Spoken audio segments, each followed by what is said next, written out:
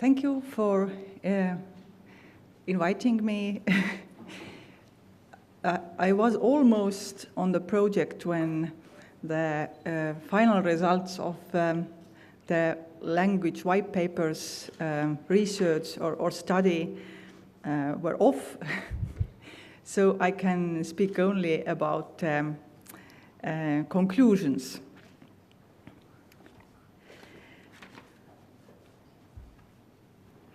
The digital, what we get to know about the digital Estonian language, that Estonian language have a good presence in the digital space and a good age in the digital space as well.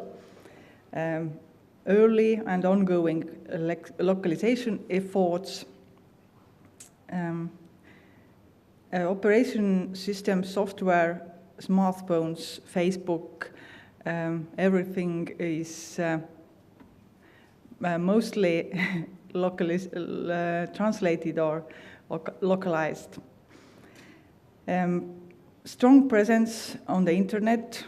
Wikipedia is one measure of digital vitality. And in Estonian, we have more than 100,000 wiki pages. And it belongs one of the 41 languages which have more than 100,000 wiki pages. A strong presence on the internet, it also means that both from the users and the support point of view, it means that the people itself use internet in Estonian language. They make their postings to the Facebook and Twitter and so on, or to smartphones in Estonian. Of course, as well in English also, but mostly in Estonian. We have state support for language technology. It means for example, speech synthesis for the visually impaired and strong recommendations to use of free lemmatizer. Estonian language is not Baltic language. It's a Finno-Ugric language and belongs to another family of languages. It's Uralic and Finno-Ugric language close to Finnish language.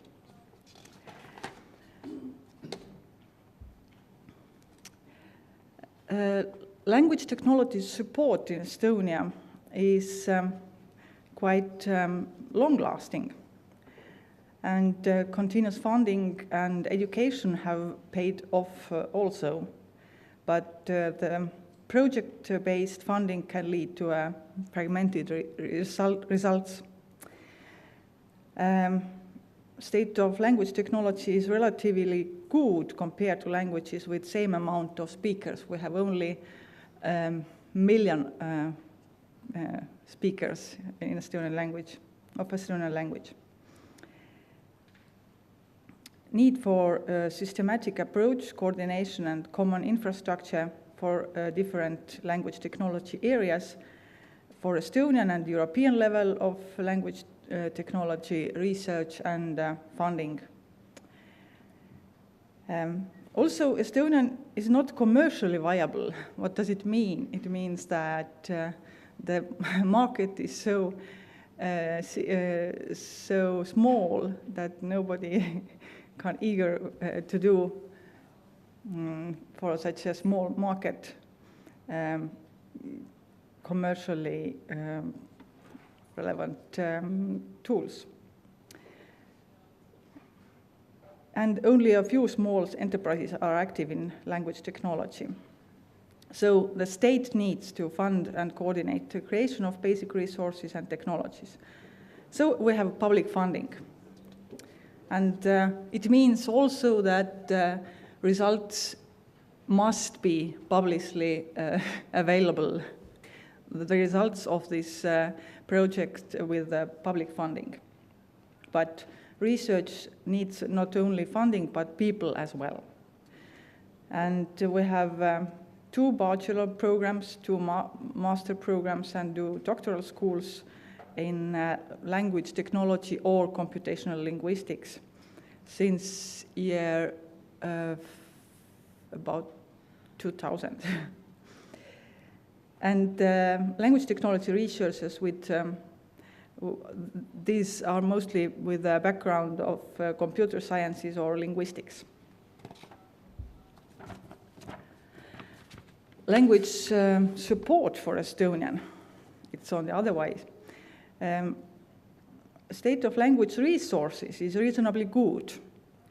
And the public funding has guaranteed availability, and resources have been built for decades.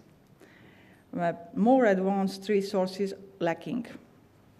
Unfortunately, we don't have syntactic, semantic, annotation, multimedia corpora, not in very large scale. And commercial tools for text analysis are of high quality, but freely available. Freely available tools are of reasonably good quality, but need further development. And research has resulted in tools that are available, but should be regarded as prototypes. So this is the illustration of what comes from what. If there is no language resources, it means there is no language technology. It means to do, gather or create resources. And if the tool is working in principle, it doesn't mean it's a tool for end user, then it's a prototype, and it needs further development before it can be used.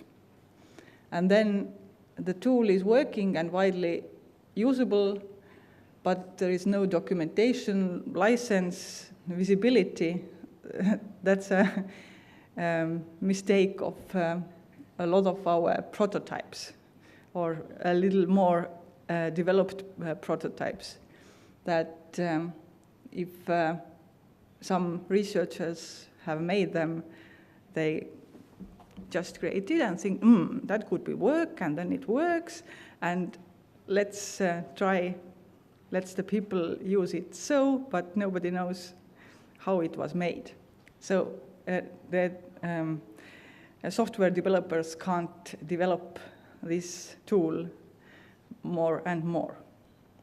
But if there is a fully functioning tool and it's user-friendly and natural, then it's truly usable tool. Our main table of that study, such tables appear in every language white paper. What we can see here is, in general, it's reasonably good compared to other languages with about as many speakers. If you look from web, all the other white papers you can compare, for example, with Maltese, Icelandic, and less speakers having languages.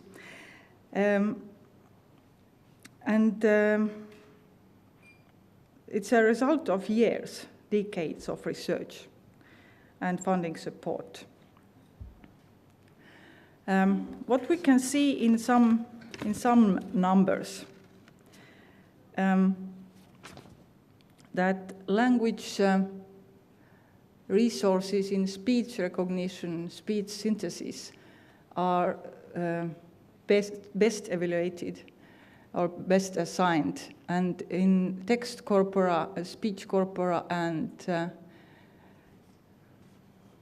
what was the grammars?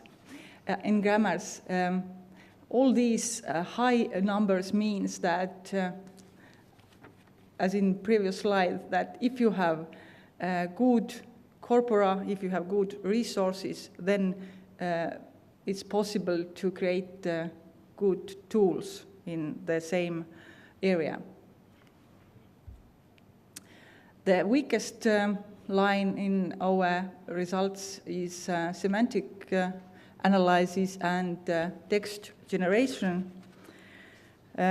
These are most difficult areas. Semantics is a more advanced field that generally requires previous analysis stages. If we don't have very well-working syntactic analyzer yet, then we can't create better semantic analysis as well. And text generation, we have only morphological synthesizer. It makes words on morphological level, but not in syntactical level. And Estonian is morphologically and syntactically quite complex language. So these are our weakest points, but in machine translation, when we look quality quite bad or low, 1.4, then parallel corpora have better numbers or better assignments. It means that our parallel corpora are mostly Estonian English corpora, but these machine translation numbers are calculated all over the different languages. That's an explanation. Thank you.